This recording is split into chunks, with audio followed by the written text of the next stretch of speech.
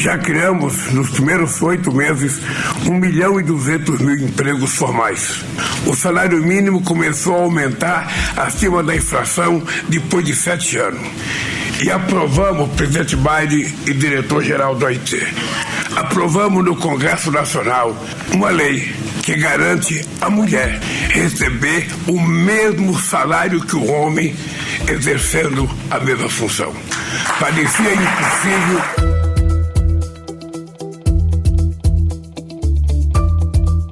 Na semana passada, o presidente Luiz Inácio Lula da Silva se encontrou com o presidente dos Estados Unidos, Joe Biden. Nessa agenda bilateral, durante a Assembleia Geral da ONU, teve como um dos focos tratar as questões do trabalho nos dois países. Um convite para todos os líderes globais e organizações trabalhistas para se juntem a nós e se comprometam conosco para um futuro melhor para todos os trabalhadores no mundo inteiro. Serão mais fortes se fizermos isso. Dou a palavra a um líder que foi quem fez possível essa parceria. Presidente Lula, com a palavra. Após o encontro, foi lançado pelas duas nações um pacto em defesa de melhores condições para os trabalhadores.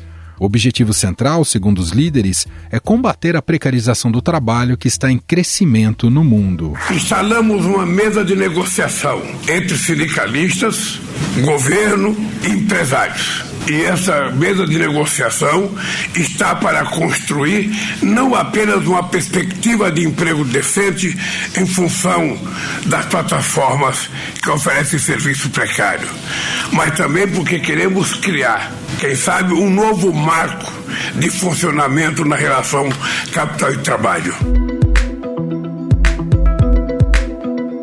Essa parceria envolverá sindicatos do Brasil e dos Estados Unidos, além da Organização Internacional do Trabalho. Como o país ocupa a presidência rotativa do G20, a ideia é incluir outras nações neste pacto. Tanto o Brasil como os Estados Unidos atravessam momentos complicados que envolvem direitos trabalhistas. Os americanos enfrentam uma das maiores greves em décadas. Uma parte dos trabalhadores da indústria metalúrgica nos Estados Unidos tem paralisado suas atividades, exigindo reajustes salariais e outras garantias de trabalho. Nos Estados Unidos, metalúrgicos fazem uma greve inédita que afeta a produção de diferentes montadoras. Essa, detalhe, é a maior paralisação do setor industrial americano em décadas. Os trabalhadores da categoria acreditam que Biden não considerou o impacto da perda de empregos de sua política de transição energética, com o aumento da produção de carros elétricos dentro das montadoras. Fora isso, o país ainda enfrenta uma greve dos atores e roteiristas de Hollywood por melhores condições de trabalho e salário que dura mais de 140 dias. Uma das indústrias de entretenimento mais lucrativas e famosas do mundo corre o risco de parar em breve. Atores de Hollywood se juntaram aos roteiristas e cruzaram os braços numa greve que não acontecia há décadas. As categorias exigem melhores condições de salário, principalmente de estúdios que produzem conteúdo para serviços de streaming. No Brasil, os sindicatos e empresas de serviços por aplicativos enfrentam dificuldades para a regulamentação do setor. Uma das propostas já apresentadas é a fixação de um valor mínimo por hora trabalhada, R$ 30 para motoristas e R$ 17 para entregadores.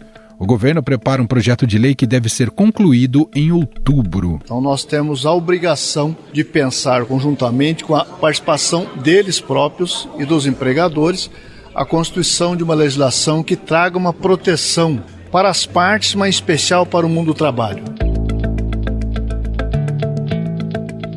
O problema é mais complexo, pois o atual governo acredita que a reforma trabalhista, feita em 2017, precarizou os empregos com o enfraquecimento dos sindicatos.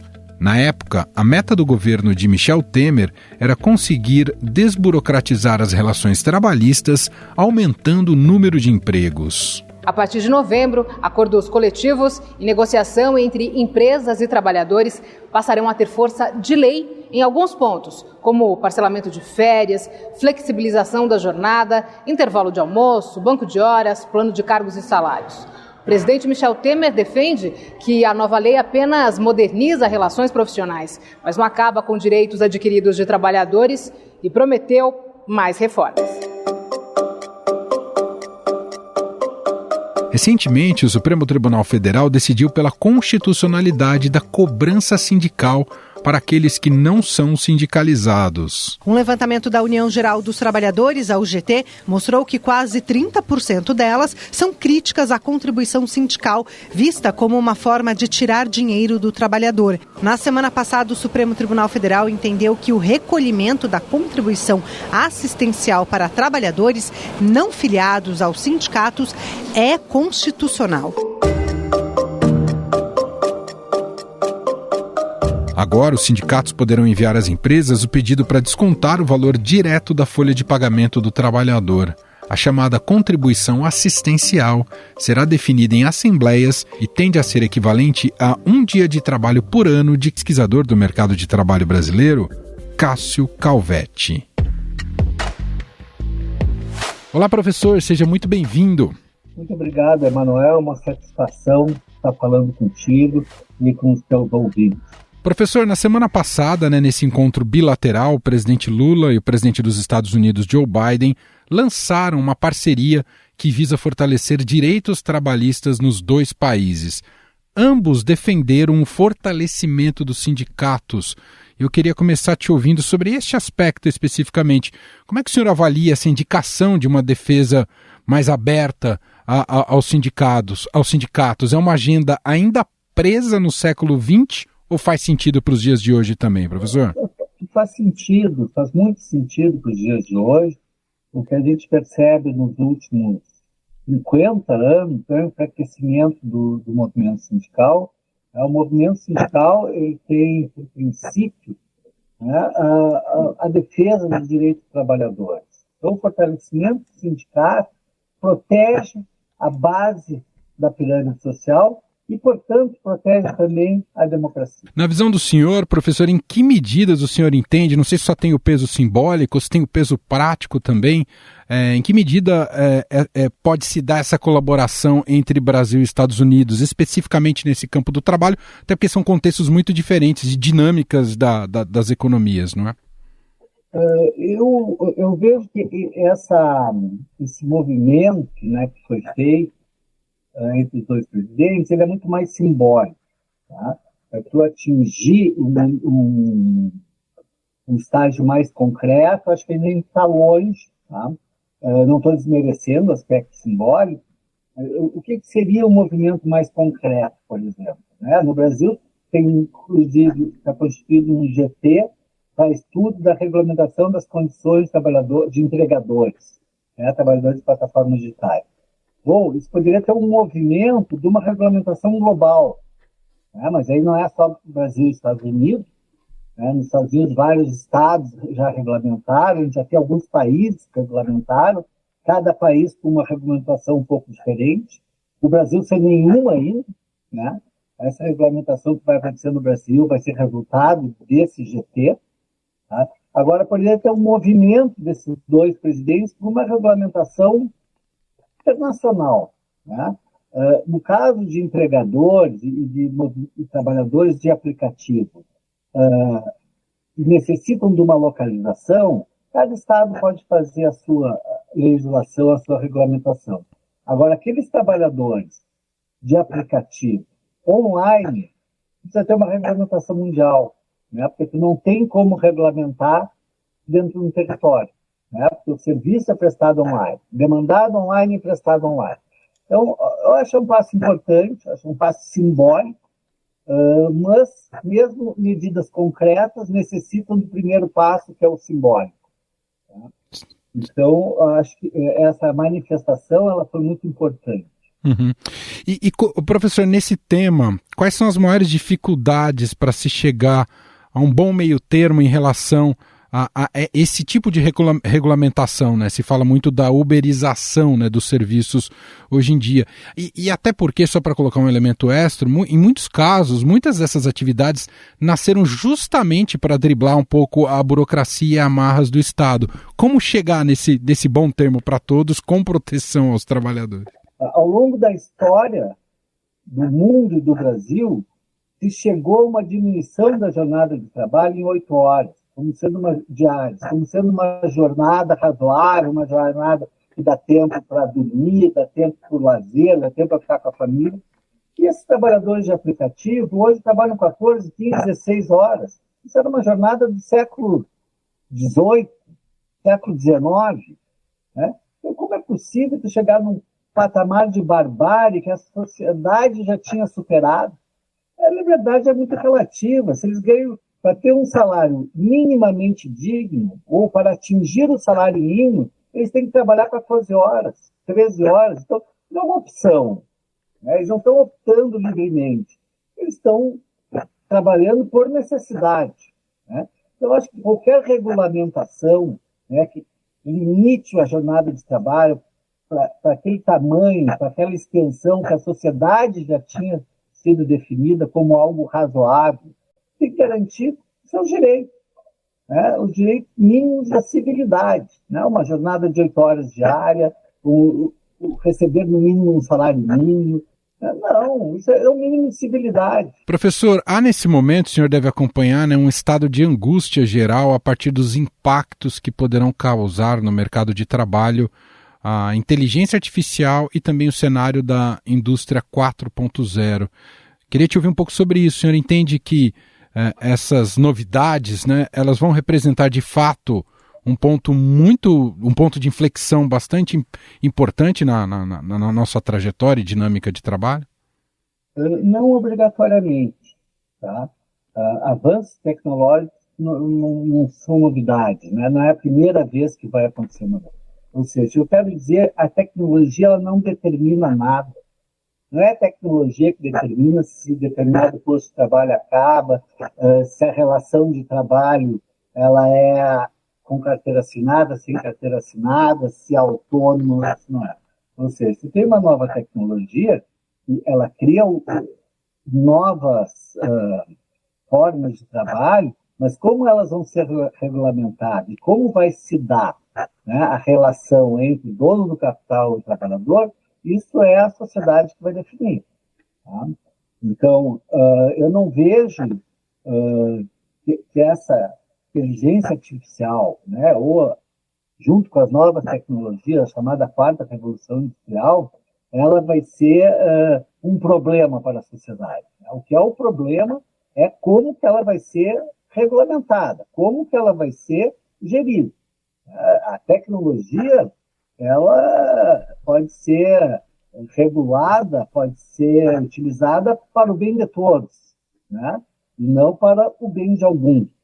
Então, como em todas as outras revoluções tecnológicas, o que vai determinar, né, se a população terá melhores condições de vida, os trabalhadores vão ser mais valorizados, não é a tecnologia, e sim a regulação que a sociedade vai conferir.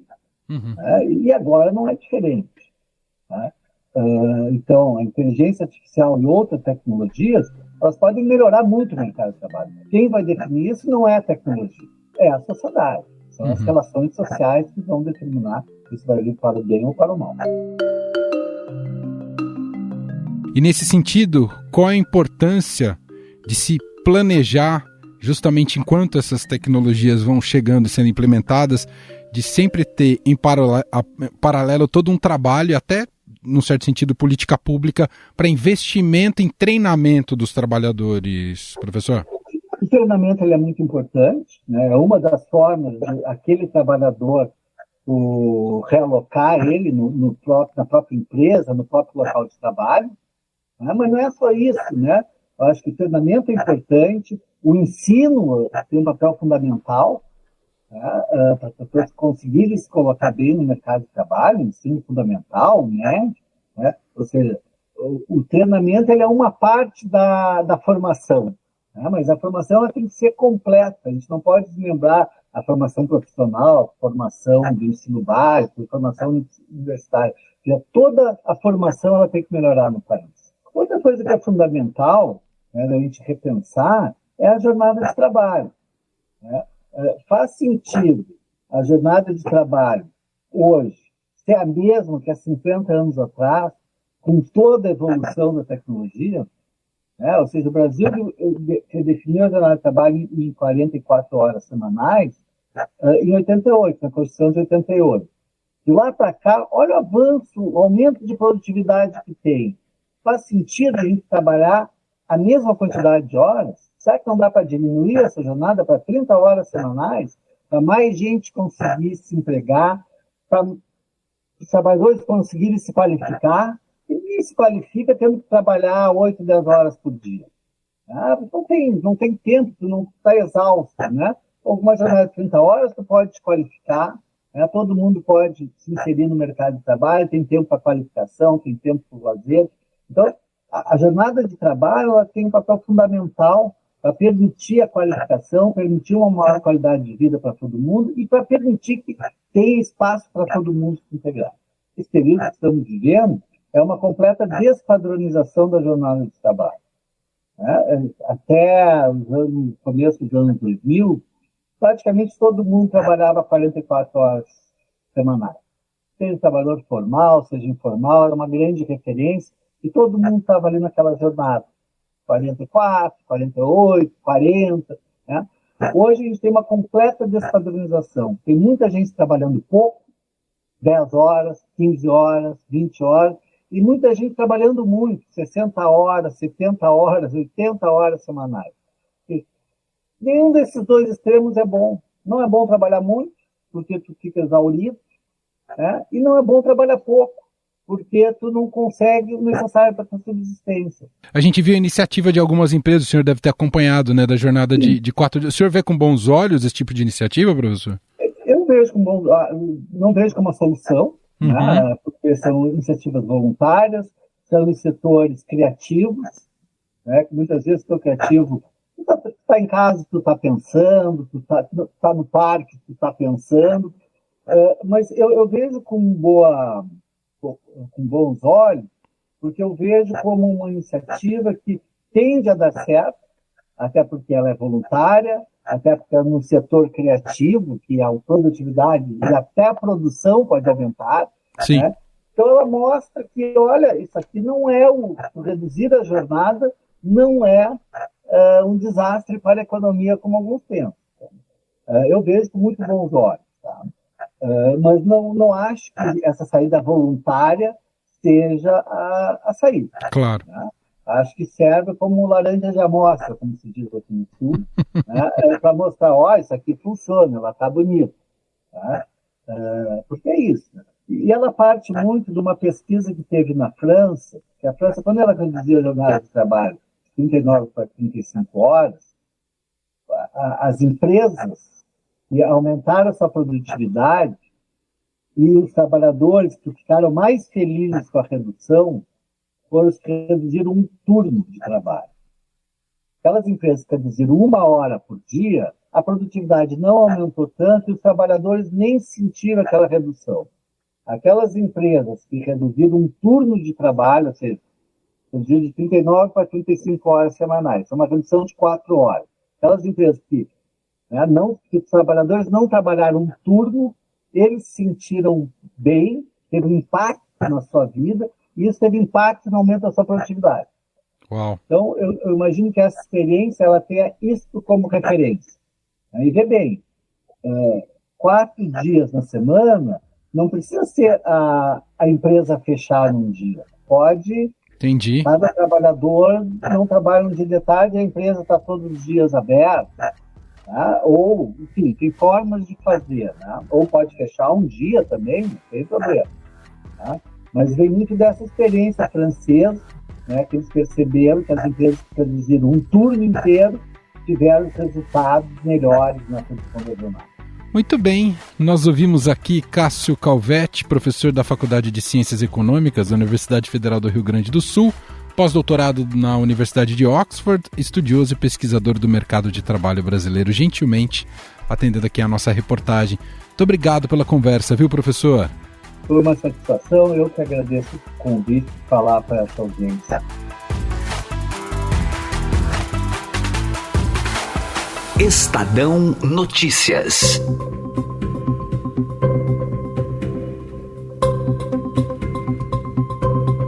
E este foi o Estadão Notícias de hoje, segunda-feira, 25 de setembro de 2023. A apresentação foi minha, Emanuel Bonfim. Na produção, edição e roteiro, Gustavo Lopes, Jefferson Perleberg e Laís Gotardo. A montagem é de Moacir Biasi. E o nosso e-mail, podcast@estadão.com. Um abraço para você e até mais.